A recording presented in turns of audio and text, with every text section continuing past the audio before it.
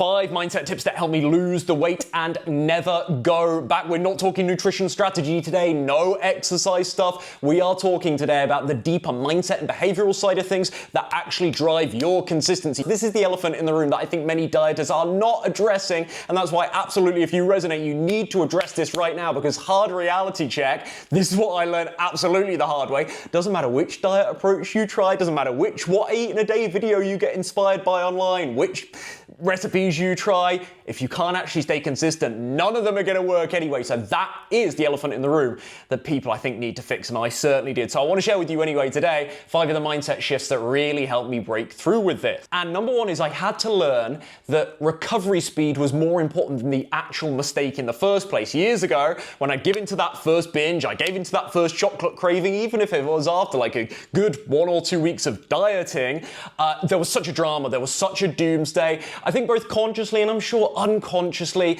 some kind of story here that maybe I'm not cut out for this after all, what a big failure I am. I mean, it's kind of obvious really, if you keep witnessing, if your mind keeps witnessing yourself binge, it's really hard to retain the confidence that you are going to be binge free and you can get the slim, fit, healthy body that you want to believe you deserve. But these little moments, these little mistakes, they can sow these big seeds of doubt. For me though, it was then subsequently the case of the screw-its that I got for 2, 3, 4 days after the actual initial binge, the actual initial mistake. And I would let one bad day, one bad cheat turn into just like a week of a calorie surplus again. And it's so, you can have the big calorie spike. Like most people will be surprised they can get away with what is sincerely an occasional cheat day, and I really mean occasional. The problem is when the calorie spikes, when you go into that calorie surplus every single day, you'll know as well as I do, like, it is terrifying how quickly you can gain the weight back. A lot of it is water weight initially, obviously, but like it is terrifying, and that sucks. It is a bit depressing, but it's the reality of the game. Like the fine margins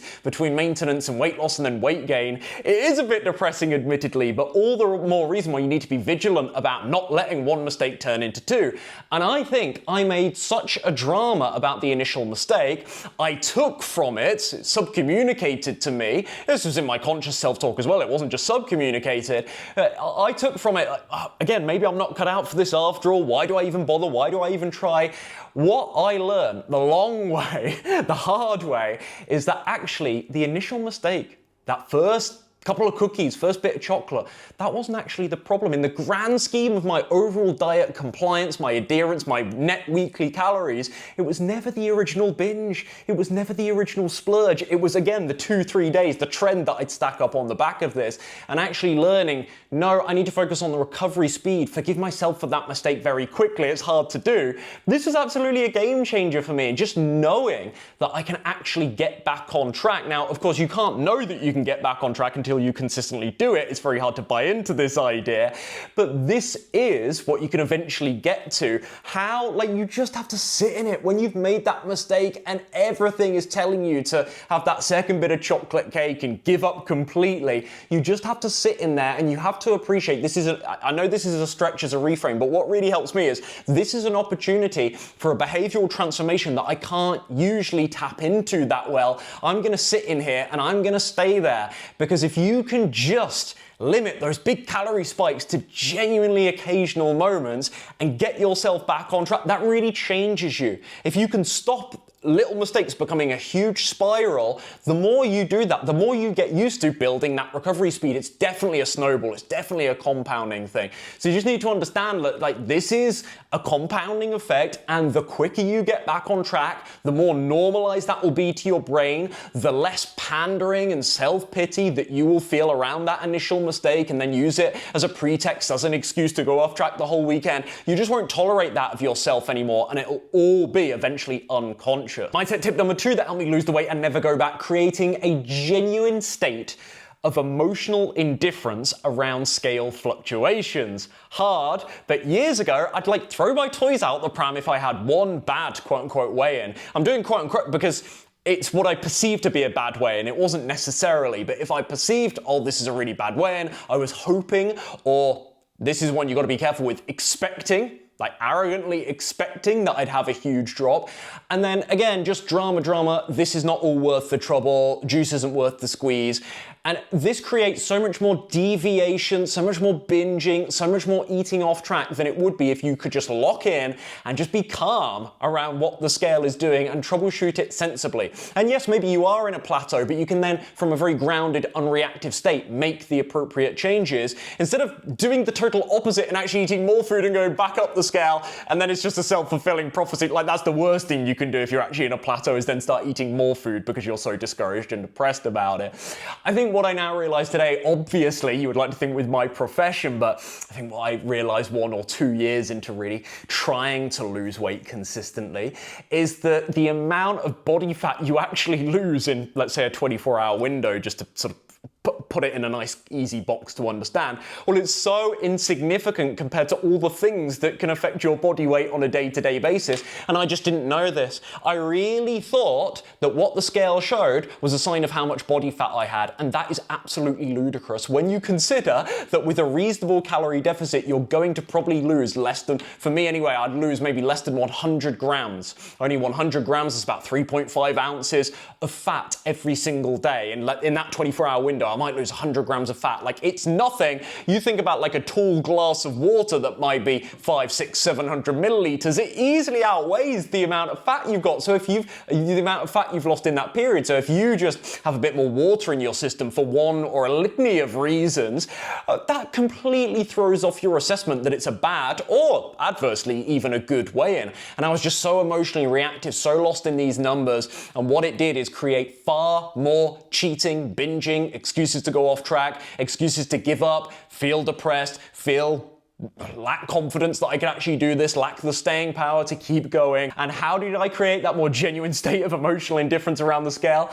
I'm grinning because it was hard, honestly, but just, I think the reframe that really helps me is I'm seeing it as data collection. One weigh-in doesn't mean anything in isolation. We plot and we track the weight trend, and that's what dictates, to me anyway, the feedback system of is my plan working? If not, let's make changes, rather than getting just so lost in the individual little changes that really are no reflection on how much fat you're losing, gaining, maintaining in a single, short period of time. Mindset tip number 3 that helped me lose weight and never go back. About 2 years into my weight loss journey, I finally understood that I would lose weight far more quickly than my relationship with food improved. And I appreciate one of those things is a tangible measurement, pounds on the scale. The other one, relationship with food, that's messy, it's abstract, it's conceptual, and it's intangible. So it's kind of hard to compare and contrast, I admit. But anecdotally, this is what I noticed in myself, and I know loads of people resonate with this, but when you lock in, when you get focused, when you're really motivated, when the conditions are right, maybe there's no travel, no distractions, no social events,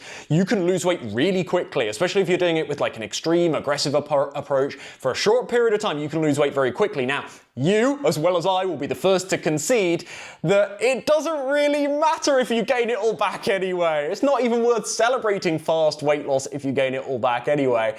But it took me a while to realize that actually the progress on the scale was always so much faster than my ability to deal with cravings and emotional eating. And even if I was 25 pounds down from my starting weight, I'd still engage in a lot of these behaviors from 1 to 2 years prior when I was much heavier. And then you're left slightly scratching your head thinking, hold on, why am I still stuck on these behavioral patterns despite being 25 pounds down? And yes, what the obvious epiphany there for me anyway at the time was, yeah, okay, the relationship with food stuff, it's hard, the goalposts shift on it, you're never always, for a long time anyway, in a really calm, controlled state. The longer that you're in the calorie deficit, the leaner that you get. There's an argument that it depends on your strategy, of course, how moderate, how sustainable it is, but the food noise goes up, your NEAT goes down, you get less margin for error perhaps in terms of the calorie density, you get a little bit maybe bored or tired, fatigued of the process, you're through the period of early wins, and so the motivation might naturally drop off a bit. Anyway, I was still engaging in a lot of the behaviors that actually got me to gain weight in the first place when I was already on the leaner side.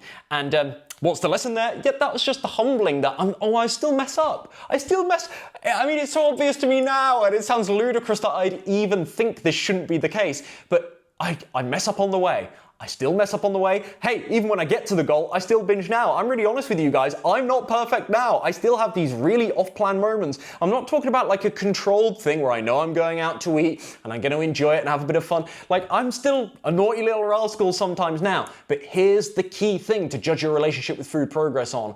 Is it less severe? Is it less frequent? Do you reconcile it faster with that recovery speed we spoke about in tip number 1? Do you do all of those things a little bit better than 2 years ago? That's what progress looks like, and it might always feel that it's a little bit or a lot behind the amount of weight you've actually lost, and that you should be cured of all these afflictions around food, but just about giving yourself some grace with that, I would say, and understanding that relationship with food is messy and complicated. And it can, for many people, feel a lot harder to actually solve that than lose the weight. And that's why weight loss doesn't feel permanent to a lot of us, because we still don't have, let's say, a fully controlled, trusting, for the most part, relationship with food. Mindset tip number 4 that helped me lose weight and never go back. Understanding that I always wriggle in the end. I wriggle like a little worm, even if everything is dialed, the food, the exercise is on point. Even if I'm getting results, you would think I have no reason to feel discouraged. I'm actually really empowered and inspired by the process, and it's this sort of constant weekly feedback loop where I can see the progress in the mirror. What reason do I have to actually stop? The fact I'm a human, mate, and just that inbuilt wriggliness to try and scram a little bit more food when you are long-term in that calorie deficit. You're deep in the calorie deficit, the food noise goes up, the leaner you get. I definitely notice there's more and more chatter in my head about food.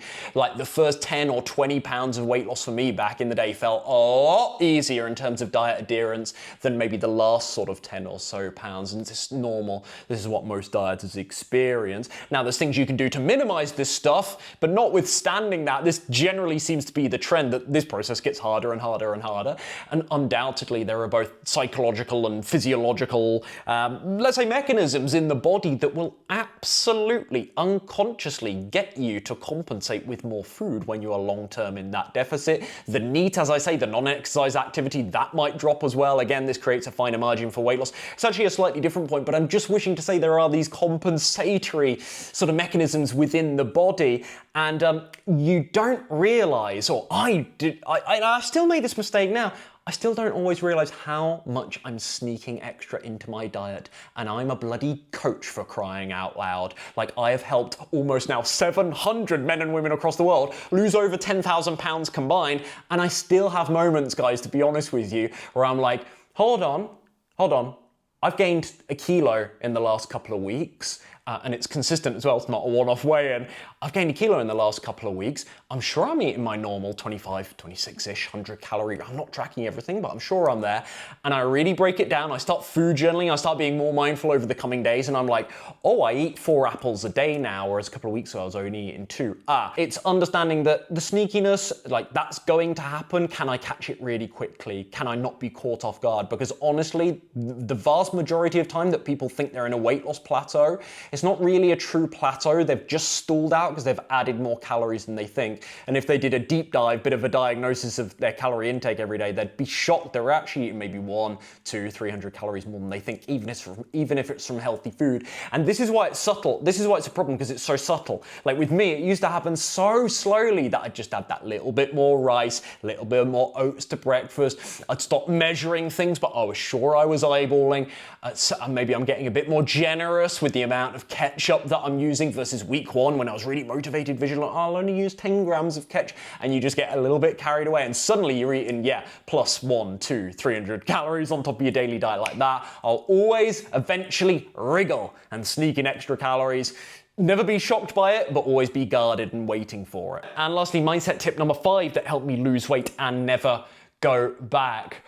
Understanding that if I didn't feel like I truly deserved something, in this case a slim, fit, healthy body, that was no excuse to not try or to give up. And again, some of this stuff it's so unconscious, and maybe it sounds so conceptual and abstract as I talk about it, but I think a lot of times when we don't feel that it's in our realms of possibility that we can achieve something, when we don't feel necessarily super deserving of something, it can really be hard to get through the quitting points, the low moments, to G yourself up and to, maybe you've screwed up your diet, but to actually find it in yourself to go, all right, well, I've made a mistake here, but I still believe I can do this. I've got plenty of evidence. The rest of the week was really good. There's silver linings here. There's something here that means I don't have to give up, and I shouldn't give up. And there's other good stuff happening. I've got the foundation right, even if there's mistakes.